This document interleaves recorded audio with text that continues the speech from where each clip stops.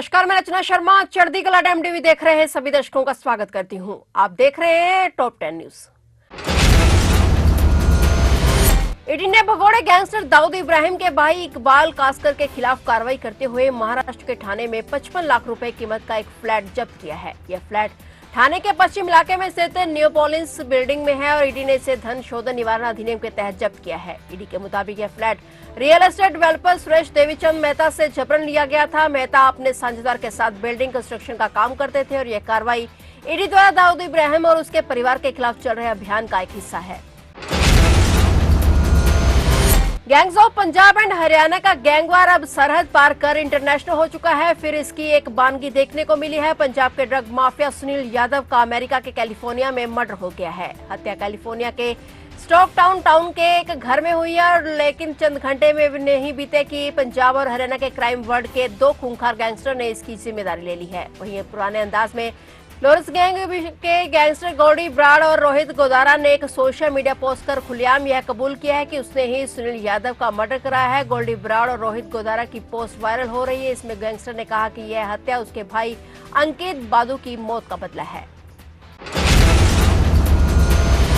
दिल्ली विधानसभा चुनाव के नजदीक आते ही आम आदमी पार्टी ने फिर से बड़े वादे करना शुरू कर दिया है। पार्टी के राष्ट्रीय संयोजक और दिल्ली के पूर्व मुख्यमंत्री अरविंद केजरीवाल ने दिल्ली वासियों को 24 घंटे साफ पानी देने का वादा किया है। उन्होंने कहा कि इसके लिए विशेष प्लांट लगाए जाएंगे जो पानी से अमोनिया हटाएंगे और साथ ही 2500 ट्यूबवेल भी लगाए जाएंगे। केजरीवाल ने आज 24 दिसंबर को घोषणा की कि दिल्ली के राजेंद्र नगर विधानसभा क्षेत्र की एक कॉलोनी में आज से 24 घंटे पानी की सप्लाई शुरू की जा रही है। उन्होंने ये भी कहा कि जल्द ही इस सुविधा को पूरी दिल्ली में लागू किया जाएगा।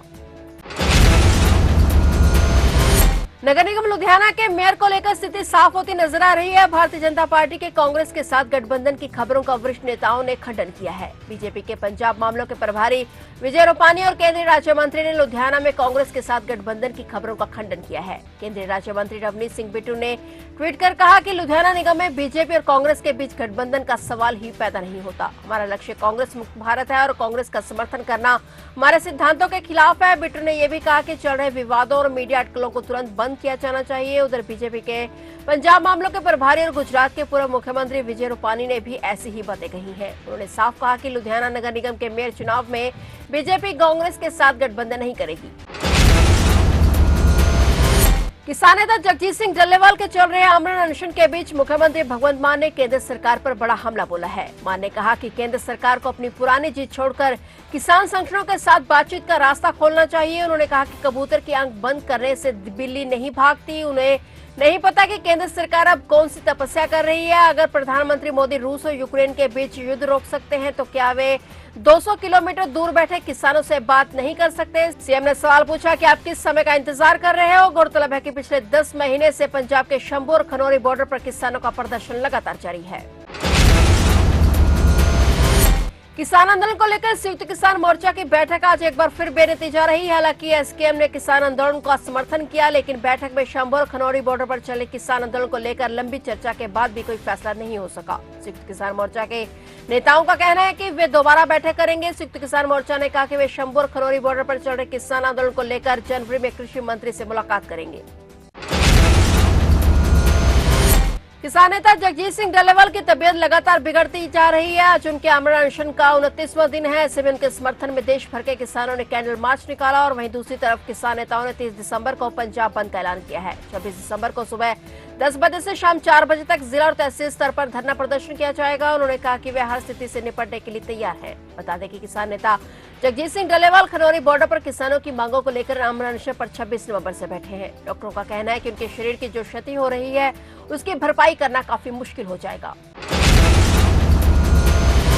रक्षा मंत्री राजनाथ सिंह अपने संसदीय निर्वाचन क्षेत्र लखनऊ के 3 दिवसीय दौरे पर पहुंचे हुए हैं। आज से 24 दिसंबर को सिंह केडी सिंह बाबू स्टेडियम में भारत रत्न अटल बिहारी वाजपेयी की जन्म शताब्दी के अवसर पर आयोजित अटल युवा महाकुंभ में भाग लेने पहुंचे और उसके बाद उन्होंने लखनऊ छावनी के दिलकुशा लॉन में आयोजित अटल स्वास्थ्य मेले का उद्घाटन किया। इसके अलावा उन्होंने भूतपूर्व प्रधानमंत्री अटल बिहारी वाजपेयी की जन्म शताब्दी के अवसर पर आयोजित काव्य पाठ कार्यक्रम में भी भाग लिया।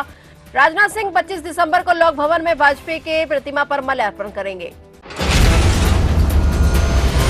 सुपरस्टार अल्लू अर्जुन पुष्पा 2 के प्रीमियर के दौरान हैदराबाद के संध्या थिएटर में मची भगदड़ में हुई दुर्घटना के बाद से लगातार विवादों में घिरे हुए हैं। इस मामले में एक्शन लेते हुए पुलिस ने एक्टर को गिरफ्तार भी कर लिया था। हालांकि दूसरे दिन वो जेल से घर वापस आ गए थे और वहीं हैदराबाद पुलिस ने भगदड़ मामले में अल्लू को पूछताछ के लिए सम्मन जारी किया था, जिसके चलते अल्लू अर्जुन कानूनी कार्रवाई के लिए आज थाने पहुंचे। अल्लू अर्जुन से यहाँ कई घंटे तक पूछताछ चली।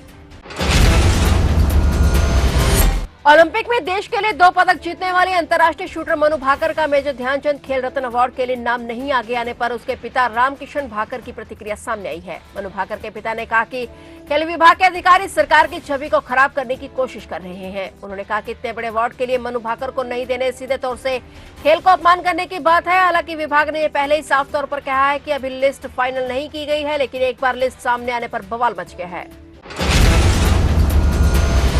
फिलहाल टॉप 10 न्यूज में इतना ही और नए समाचारों के साथ फिर से हाजिर होंगे। तब तक के लिए देखते रहिए चढ़ती कला टाइम टीवी।